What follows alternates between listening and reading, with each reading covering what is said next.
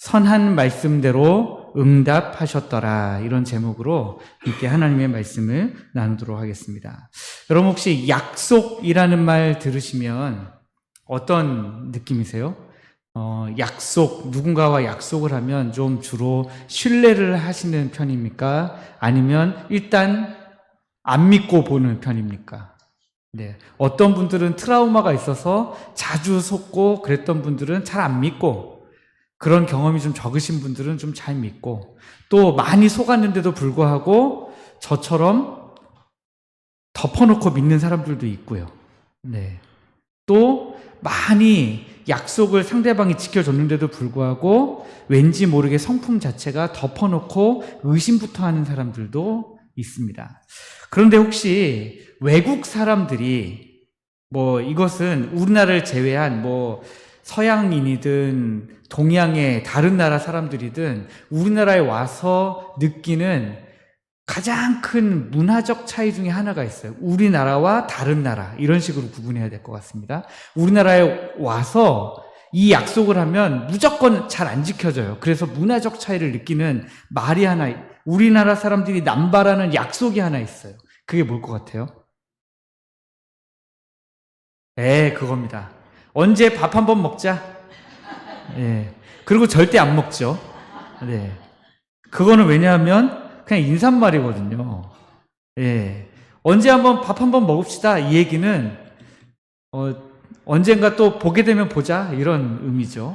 제가 이거를 언제 많이 느꼈냐면, 저도 사실 한국에서 계속 사는 동안에, 저도 37년 동안 살다가 선교를 나갔으니까 그 전까지는 몰랐거든요. 저도 이 말을 하고 살았고요. 그런데 어느 날 제가 선교사로 있다가 가끔씩 1년에 한 달 혹은 2년에 한 달 정도 들어오거든요. 들어오면 교회에서 되게 반갑게 인사하시는 집사님, 장로님, 권사님들이 아유 선교사님 너무 반가워요. 언제 들어가세요? 우리 가기 전에 한번 밥 한번 같이 먹어요. 그러면 그렇게 하고 헤어지는 분들은요 절대 저랑 같이 밥을 먹지 않아요. 근데 저는 기다리고 있었거든요. 약속을 하셨으니까, 밥 먹자고 하셨으니까 시간을 언제 비워야 되지? 하고 시간을 비워놓다가 마지막에 이제 시간이 많지가 않잖아요. 그래서 전화를 드리면 아이고 제가 시간이 없는데 어떡하죠? 이래요. 그래서 그 다음부터 이제 깨달은 겁니다. 밥 한번 같이 먹읍시다 하고 날짜와 시간 약속을 하신 분은 진짜 먹을 생각이 있는 분들이고, 언제 가기 전에 밥 한번 같이 먹어요 하는 분들은 먹을 생각이 없는 분들이구나 하는 것을 저도 나중에 깨달았습니다. 그런데 이게 외국 사람들이 우리나라에 와서 겪는 가장 큰 문화 충격 중에 하나래요. 그래서 어떤 외국인들은 처음에 오해를 해가지고 관계가 막 서먹서먹해지기도 하고 막 그랬다고 하더라고요. 우리는 일상에서 수많은 약속들을 하면서 혹은 주고받으면서 살아갑니다. 광고만 봐도 그 제품만 쓰면 더 나은 삶이 있을 것처럼 약속을 막 해요. 그것만 먹으면 살이 빠질 것처럼 막 약속을 해요. 그것만 먹으면 우리의 몸이 정말 100세가 아니라 한 200세, 300세 살 것처럼 건강해지리라고 약속을 막 하는 것을 볼 수 있습니다. 수년 동안 당했지만 정치인들도 나와서 더 나은 미래를 약속하기도 하죠. 그런데 우리는 경험을 통해서 이제 잘 알고 있습니다. 그런 약속들이 얼마나 헛된 약속들인가 하는 것을 잘 알고 있죠. 그래서 어느덧 약속이라는 말 자체가 우리에게 굉장한 피로감을 주는 말이 되어버리기도 했습니다. 저만 해도 새신랑 때는 나름대로 열심히 산다고 살았는데 실수를 참 많이 했어요. 그래서 제 아내에게 약속을 참 많이 했습니다. 여보, 다음엔 안 그럴게. 그런데 여지없이 저는 다음에 또 그러고 그랬던 이 설교를 준비하다 보니까 그 생각이 나더라고요. 제가 했던 그 수없는 그 덧없는 약속들. 저는 그 약속을 몇 번이나 지켰을까. 제가 그때 했던 그 약속들 때문에 얼마나 피곤했겠어요. 근데 우리가 살아가면서도 마찬가지라는 겁니다. 세상이 우리를 향해서 수없이 많은 약속을 남발하고 있어서 그 약속들, 우리 앞에 와서 힘없이 무너지는 그 빈말뿐인 약속들 때문에 우리 하나님이 우리에게 주신 약속들을 우리가 너무 쉽게 세상의 약속과 동일선상에서 놓치고 있는 것은 아닌가라고 하는 것입니다. 오늘 본문은 하나님께서 이스라엘 백성들에게 주셨던 약속이 470년의 세월을 뛰어넘어서 이제 어떻게 응답되었는지, 아직 완성된 건 아니지만 그럼에도 불구하고 하나님이 주신 약속은 다 이루어졌다라고 하는 선포를 우리에게 보여주고 있습니다.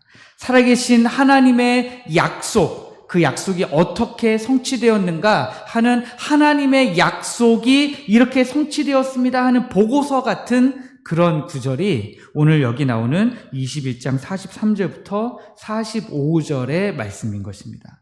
실패율 0%, 성취율 100%라고 하는 단 하나의 오차도 없이 완벽하게 마침표를 찍으신 우리 하나님의 놀라운 약속 성취의 은혜, 그것이 오늘 본문에 기록되어져 있는 것이죠.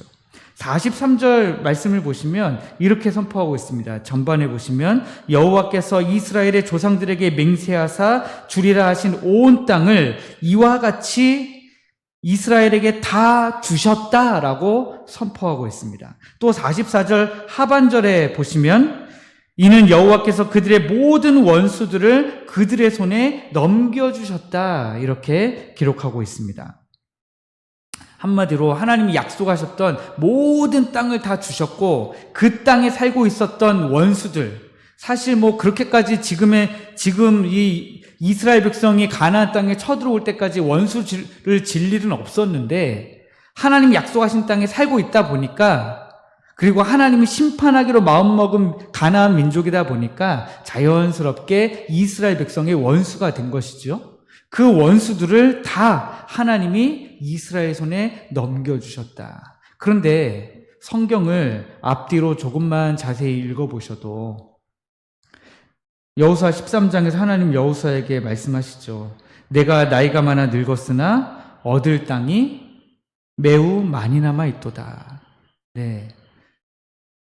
제가 여호수아서를 시작하면서부터 말씀드린 이스라엘 백성이 요단강 한가운데를 건너서 가나안 땅 북쪽 남쪽의 중간으로 쳐들어와가지고 여리고성을 무너뜨리고 아이성을 무너뜨리고 그리고 남쪽 지역을 정복하고 북쪽 지역을 정복하고 이렇게 올라오는 이 과정 가운데서 사실 큰 나라들은, 큰 민족들은 다 무너진 거예요. 그런데도 불구하고 하나님이 여호수아에게 아직도 너가 얻어야 될 땅이 매우 많이 남아있다, 그렇게 말씀하셨습니다. 또 여호수아서가 이제 곧 끝납니다.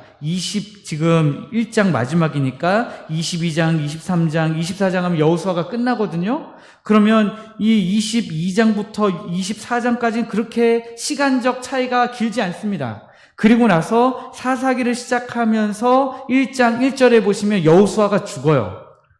그리고 나서 그 다음에 1장 1절이 끝나기도 전에 이스라엘 백성이 뭐라고 하나님께 여쭙냐면 우리 가운데 누가 먼저 올라가서 가나안 족속과 싸우리까 이렇게 여쭙습니다. 그 얘기는 뭐예요? 아직 싸움이 끝났다 안 끝났다? 아직 안 끝났어요. 여호수아가 이미 죽었는데도 가나안 땅에서의 싸움은 끝나지 않았다는 거예요. 그런데 아직 여호수아서가 끝나지도 않은 이 마당에 여호와께서 이스라엘 백성들에게 주리라 맹세하신 땅을 다 주셨다고 어떻게 말할 수 있느냐는 거예요. 하나님이 정복하도록 만들어 주시겠다고 했던 그 원수들을 어떻게 다 이스라엘 자손의 손에 넘겨주었다라고 선포할 수 있느냐라는 거예요. 아직 끝나지가 않았는데 어떻게 끝났다라는 말을 할 수가 있느냐. 그러면 이제 문제가 생기는 거죠. 모든 것을 다 주셨다는 오늘 본문의 선포와 아직 얻을 땅과 쫓아낼 족속이 남아있다는 다른 본문의 현실, 이 둘이 명백히 모순되는 것처럼 보이는 거죠. 그러면 오늘 이 43절부터 45절 말씀은 하나님의 능력과 하나님의 전능하심과 하나님이 지금 무엇을 하셨는가를 과장돼서 뻥튀기해서 말하느라고 지금 성급하게 이런 선포를 했느냐라고 하는 그런 논리적인 어려움에 부딪히게 되는 것입니다. 성경에 오류가 있는 것처럼 보이죠. 완전한 성취를 선언한 것과 불완전한 현실 사이의 긴장감.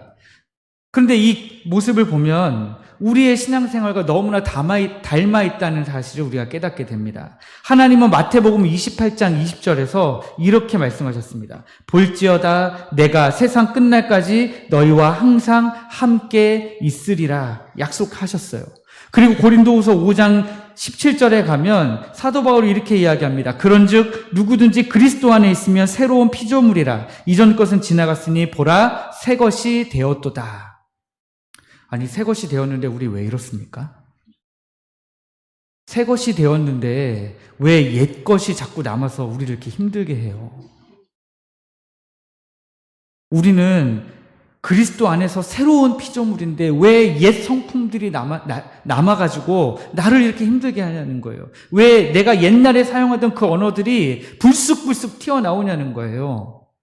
왜 나는 오늘 새벽에 우리가 나눈 말씀처럼 사랑은 허다한 허물을 다 덮는 것인데 왜 허물을 덮고 가릴 만큼의 뜨거운 사랑이 내 안에서 잘 안 나오냐는 거예요.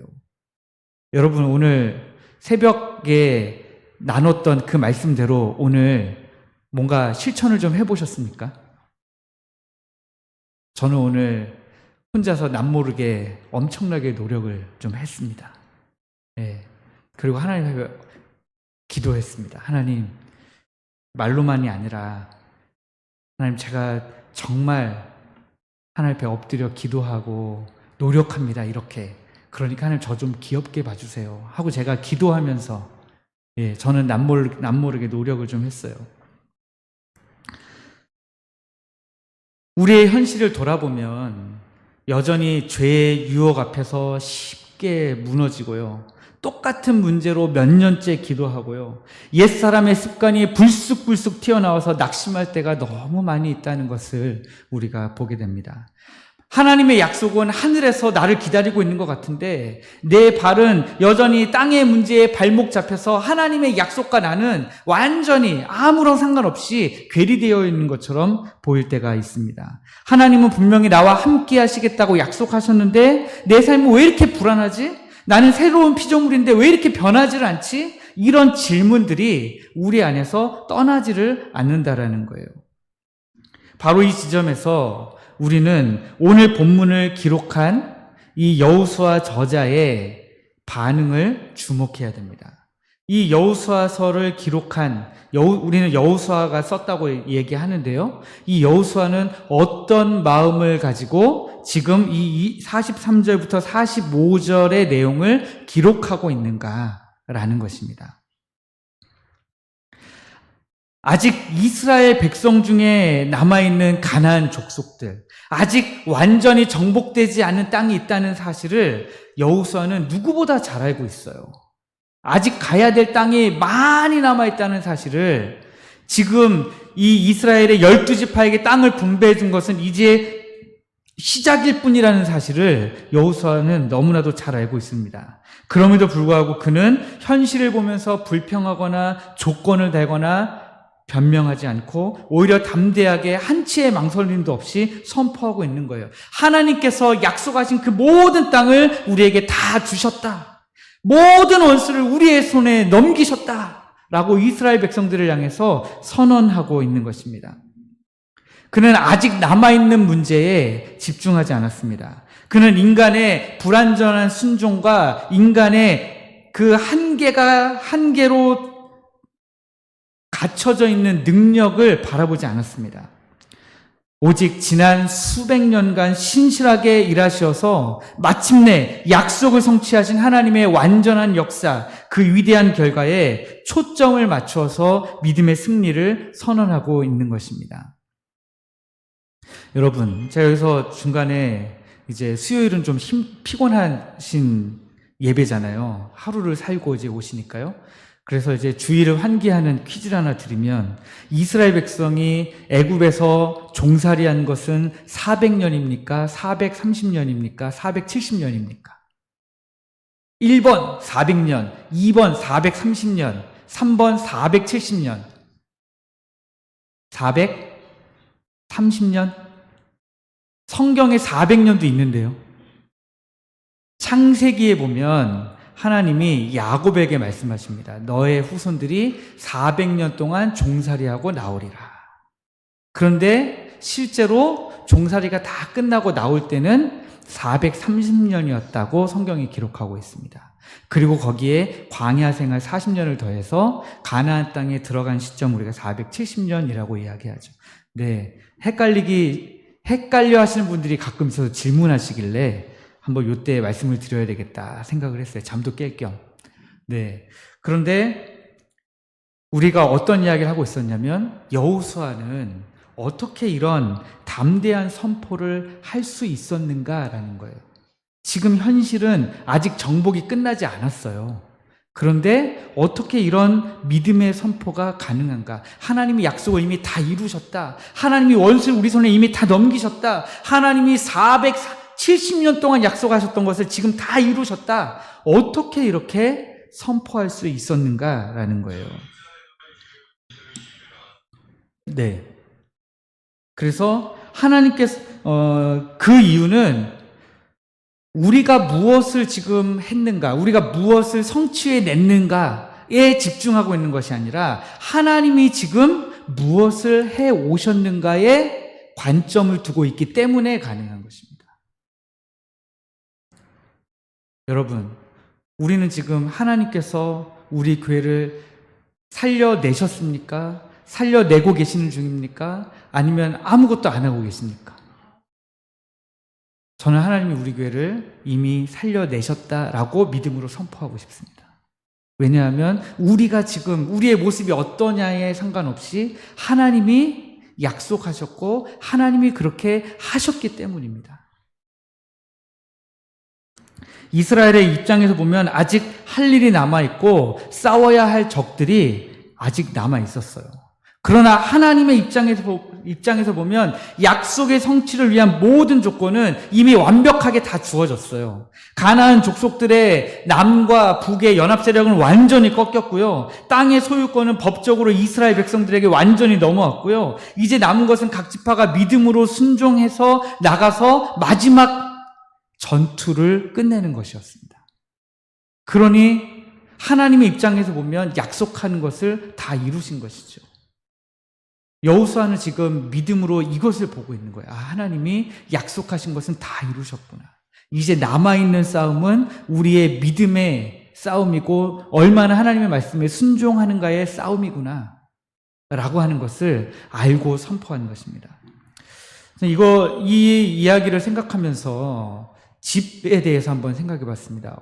어떤 사람이 이제 집을 짓기 원했어요. 그래서 건축가 한 명과 접촉을 해가지고 집을 짓기 위한 계약을 하고요. 설계도를 만들고 집을 열심히 지었습니다.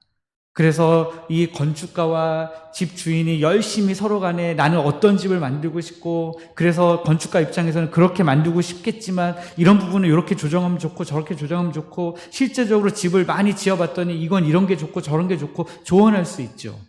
그러다가 결국 최종적으로 건축가가 집을 탁 하고 완성했어요. 안에 인테리어까지 쫙 하고 이제 뭐만 남았냐면 가구를 사서 드리는 것만 남았어요. 근데 건축가가 아직 가구, 냉장고 뭐 이런 거 하나도 들어오지 않았는데 이제 집을 다 지었습니다.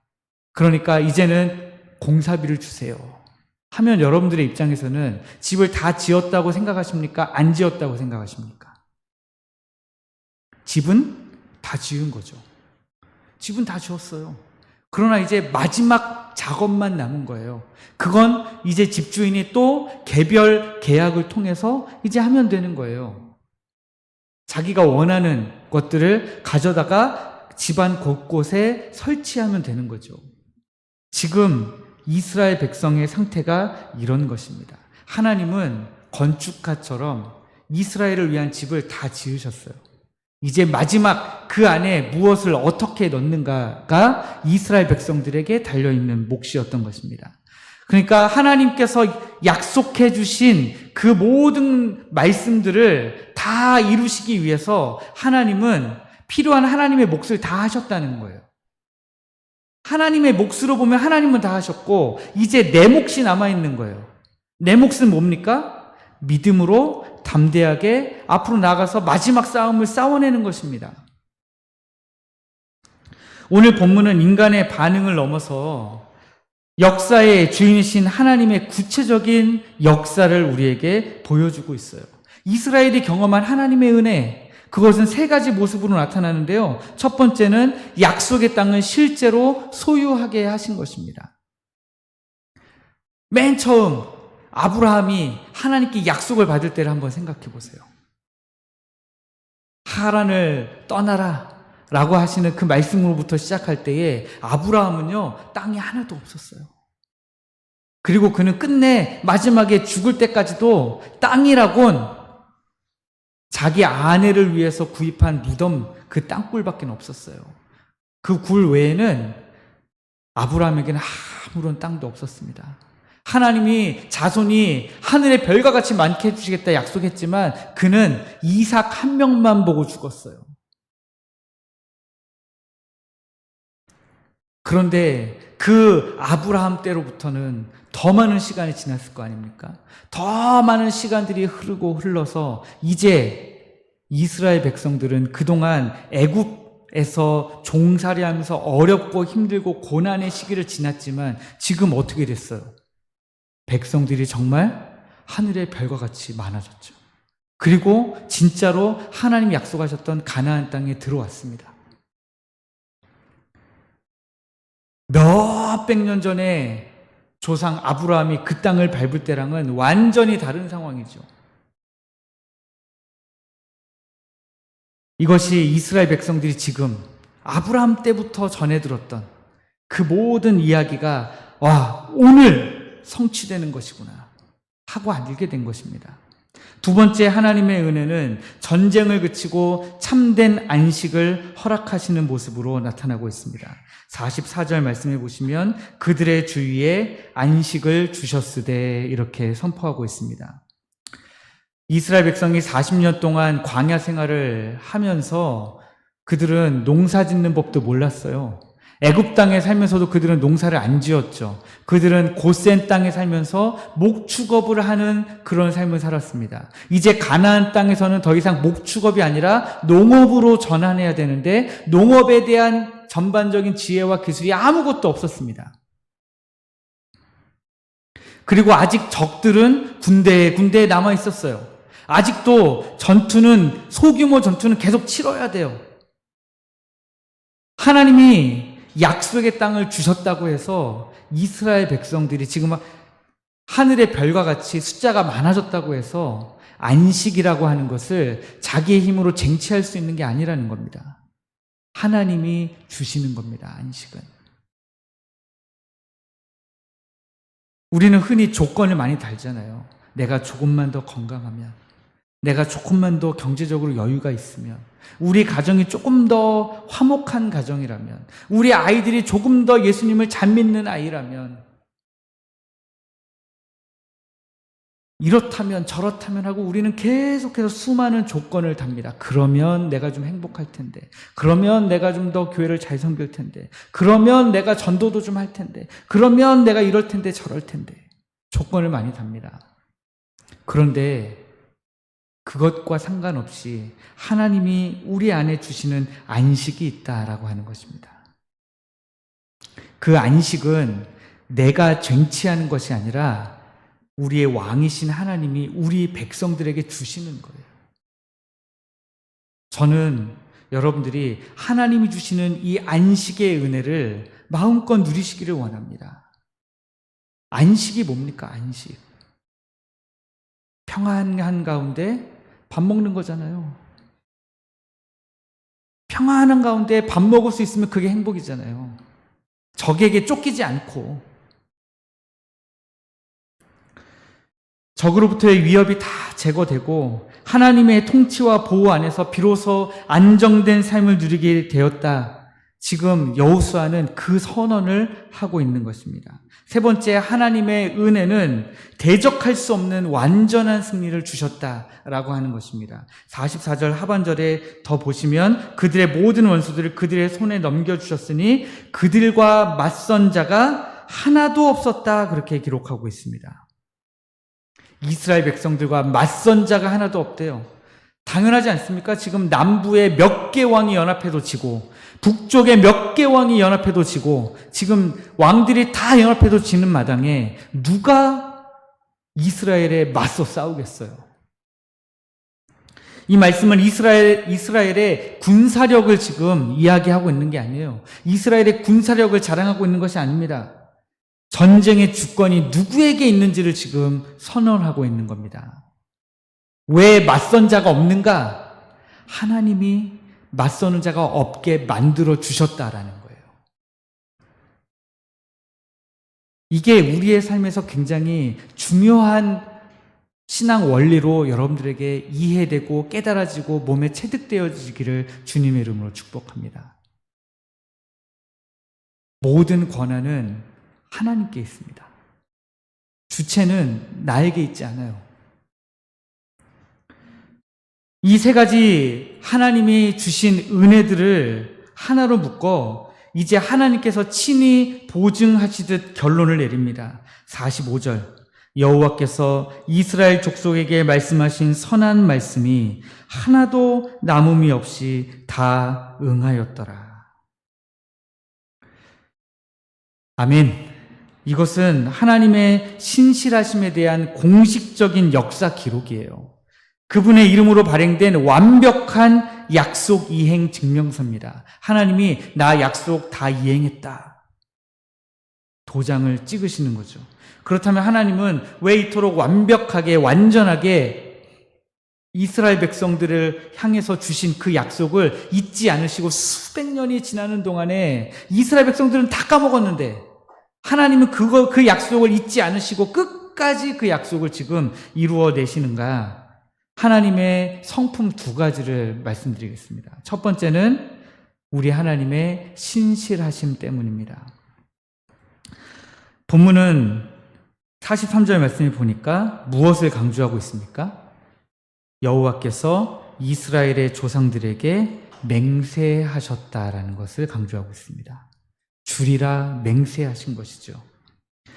하나님께서 맹세하셨다라는 것은 우리 하나님의 이름과 명예, 그 존재 자체를 걸고 반드시 이루시겠다는 선언입니다. 아브라함과 이 언약을 맺으실 때 어떻게 하셨습니까? 동물을 반으로 쪼개어서 그 동물 사체들을 반으로 갈라놓고요. 그 사이를 우리 하나님이 불러 왔다 갔다 하셨잖아요. 그 의미가 뭡니까? 하나님이 약속을 안 지키시면 이 동물처럼 반으로 쪼개져 죽으시겠다라는 거잖아요. 근데 우리 하나님은 반으로 쪼개져 죽으실 수가 없는 분이잖아요. 그러니까 결국엔 뭘 하시겠다는 거예요? 반드시 지키시겠다는 거죠. 세상 권력은 유익에 따라 약속을 파기하기도 하지만 우리 하나님은, 우리의 왕이신 하나님은 한 번 하신 말씀을 영원히 변경하지 않으시는 분이에요.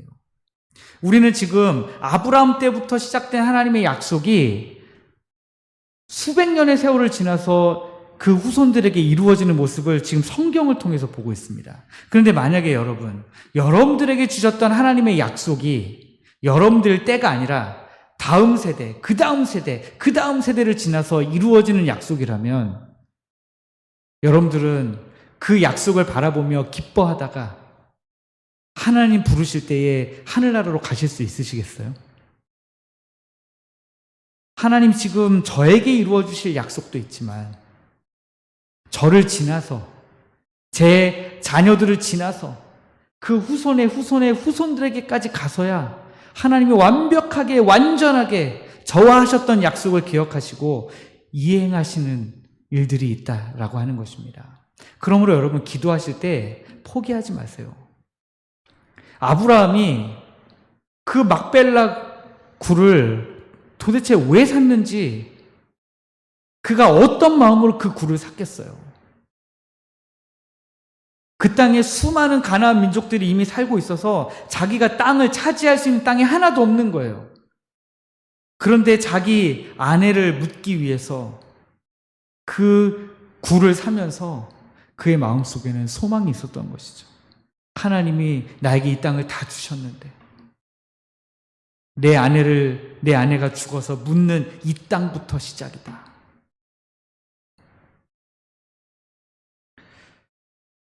둘째는 우리 하나님의 선하신 성품 때문에 그렇습니다. 45절 말씀은 여호와께서 이스라엘 족속에게 말씀하신 선한 말씀이 하나도 남음이 없이 다 응하였다 기록하고 있습니다. 하나님의 말씀은 선하십니다. 하나님의 모든 약속은 우리를 향한 하나님의 선하신 의지와 복 주시려는 목적에서 비롯된다는 의미예요. 이것은 우리를 통제하기 위한 법 조항이나 부담스러운 의무를 이야기하는 것이 아닙니다. 하나님께서 하나님의 백성들에게 가장 좋은 것을 주시려는 하나님의 선한 계획이 담긴 약속이라는 것이에요. 하나님께서 주신 그 선한 말씀은 우리를 올가매고 우리로 하여금 어떻게든 인생을 즐기지 못하게 만들고 우리 인생 가운데에 아무것도 꼼짝달싹 못하고 그냥 교회에 매여서 그냥 이렇게 저렇게 끙끙 앓다가 하나님 부르시면 그때 가서야 즐거운 뭔가를 즐기는 그런 게 아니라는 거예요. 하나님은 우리를 위한 선한 말씀을 다 이루시는 분이십니다. 하나님은 여러분들에게 좋게 해주시기를 원하세요.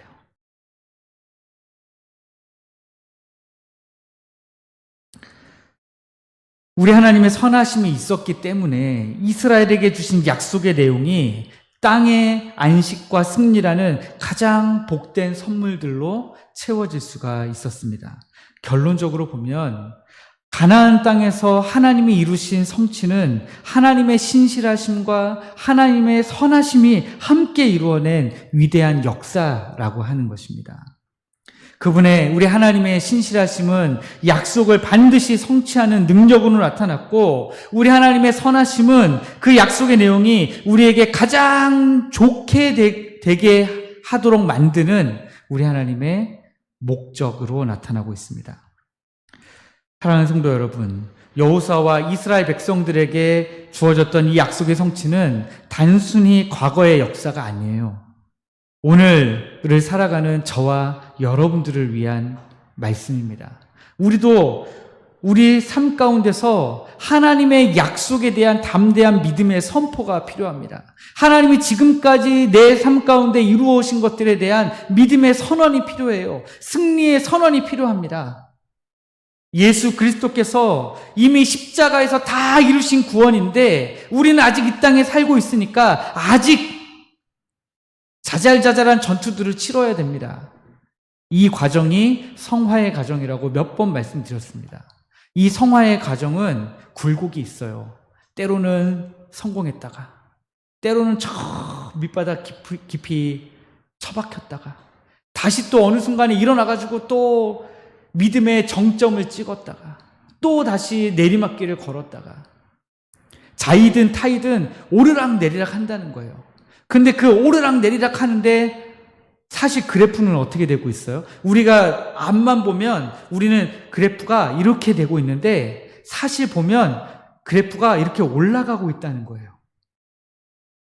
우리 예수 그리스도께서 걸어가신 그 길을 향해서 우리도 본받아 가고 있다는 거죠. 하늘을 향하여 우리 주님이 다시 오시는 그날까지 우리의 믿음이 계속해서 성장해가는 과정에 있다라고 하는 것입니다. 아이들이 보면 굉장히 건강한데도 어릴 때 많이 아프잖아요. 근데 요즘에 엄마들은 한 번도 안 아프게 해서 키우는 게 목표인 것 같아 보입니다. 그런데 사실은 그게 아니죠. 좀 아파야 돼요, 애들은. 마음은 아프지만, 엄마의 마음은 좀 아프지만 아기는 아프면서 건강해지는 게 맞는 것 같습니다. 아프면서 점점 더 건강해지고 뼈가 자라고 살이 자라는데 어떻게 안 아플 수가 있어요? 그 모든 과정을 요즘 엄마들은 아예 안 겪게 해주려고 노력을 많이 하는데, 저는 겪도록 내버려 두는 것, 성장통을 겪게 해주는 것, 그게 저는 더 중요하다고 생각합니다. 우리의 믿음이 그런 거죠. 우리의 믿음에도 성장통이 있습니다. 그 성장통 가운데서도 여러분 믿음으로 선포하세요. 하나님이 약속하신 건 다 이루셨다.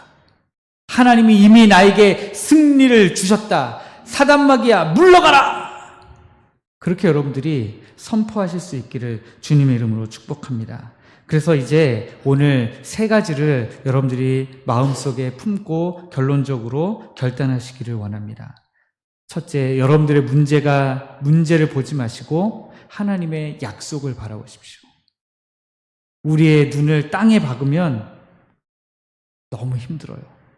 그런데 우리는 똑같이 다른 사람들과 같이 문제가 있죠. 그러나 우리의 눈을 들어서 하나님의 약속을 바라보자는 거예요. 그런데 여러분, 우리 인생에 문제가 똑같이 있잖아요. 문제가 똑같이 있는데 우리가 그 문제를 보는 것이 아니라 우리에게 승리를 주신 하나님의 약속을 바라보면 지금 이 힘든 문제가 힘들게 느껴지지 않는 겁니다. 그런데 이렇게 제가 말은 하지만 여전히 힘든 건 힘들어요. 그러나 우리가 이겨낼 수 있는 힘이 생긴다라고 하는 것입니다. 2번째는 믿음으로 선포하시기를 원합니다. 아직 우리의 힘으로는 극복할 수 없는 현실이 우리 앞에 있다 할지라도 그리스도 안에서 나를 구원하시고 승리하게 하신 그 선한 하나님의 말씀이 다 내 삶에서 응답되었음을 믿습니다라고 여러분들 선포하시기를 주님의 이름으로 축복합니다. 그리고 이제 마지막으로 순종으로 나아가시기를 원합니다. 우리는 승리를 얻기 위해 싸우는 사람들이 아니에요. 이미 얻은 승리를 누리기 위해서 싸우는 사람들이에요. 지금 이스라엘 백성들은요, 하나님이 약속으로 주신 땅을 얻기 위해서 나가는 사람들이 아니에요. 이미 얻은 땅을 차지하러 가는 사람들이죠. 우리도 마찬가지입니다. 하나님이 이미 우리에게 허락하신 은혜, 승리의 은혜를 누리기 위해서 싸우고 나아가는 사람들이지 승리를 얻기 위해서 싸우는 사람들이 아니라는 거예요. 여러분, 성악가들이 노래를 부를 때요, 음을 내는 방식이 있습니다. 음을 내는 방식이 뭐냐면 같은 음이라도 이 음을 위에서 내려다보듯이 부를 건지 아니면 밑에서 올려다보듯이 부를 건지의 차이예요. 그런데 관점의 차이지만 노래 자체는 엄청난 차이가 납니다. 제가 한번 예를 들어드리면 라고 하는 음이 있다고 보시면 성악가들은 이 라는 음을요 이렇게 불러요. 근데 노래를 잘 못하면 이렇게 불러요. 차이가 많이 나죠. 이런 차이가 있는 거예요. 우리는 위에서 내려다보면서 살아가는 사람들이에요.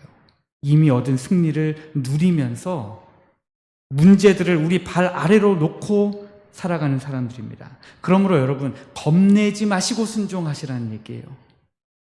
어떤 분들은 순종하는 것 자체에 엄청나게 겁을 냅니다. 나 시간이 없어. 나 경제적으로 힘들어. 건강이 없어. 하고 겁을 내시는데 겁내실 필요가 없다는 거예요.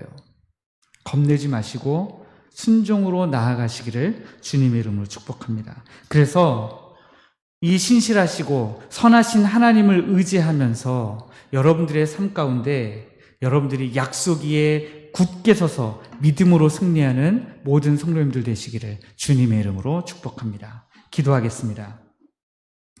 신실하시고 선하신 하나님 아버지, 깨어지기 쉬운 세상의 약속 속에서 피곤한 저희들을 오늘 다시 한번 영원하고 변치 않는 하나님의 선한 말씀 앞에 세워주신 것을 주님 감사합니다. 하나님이 이미 모든 것을 다 이루시고 다 승리케 하셨음에도 불구하고 모든 것을 다 성취하셨음에도 불구하고 우리는 여전히 우리 눈앞의 문제와 아직 남은 과업들을 보면서 낙심하고 의심했음을 주님 고백합니다. 하나님의 완전한 성취보다 우리가 당장 눈으로 보고 있는 이 불완전해 보이는 현실을 더 크게 보았던 우리의 연약함과 우리의 지혜 없음을 하나님 용서하여 주옵소서. 이제는 우리의 시선을 돌려 이미 모든 것을 이루신 우리 하나님을 바라보게 하여 주옵소서. 우리를 위해 안식할 땅과 완전한 승리를 예비하시고 마침내 예수 그리스도 안에서 가장 선한 말씀으로 구원을 허락하신 우리 하나님의 그 크신 은혜를 붙들게 하여 주옵소서. 우리의 삶 속에서 이미 시작된 하나님의 승리를 믿음으로 선포하며 오늘 하루, 아니 이번 한 주 우리의 신앙생활 내내 순종의 걸음을 내딛게 하사 하나도 남음없이 다 응답되는 놀라운 약속의 성취를 날마다 경험하며 살아가는 우리 모두가 되게 하여 주옵소서. 우리를 사랑하시고 우리에게 약속하신 것을 다 이루시는 우리 주 예수 그리스도의 이름으로 기도하옵나이다. 아멘.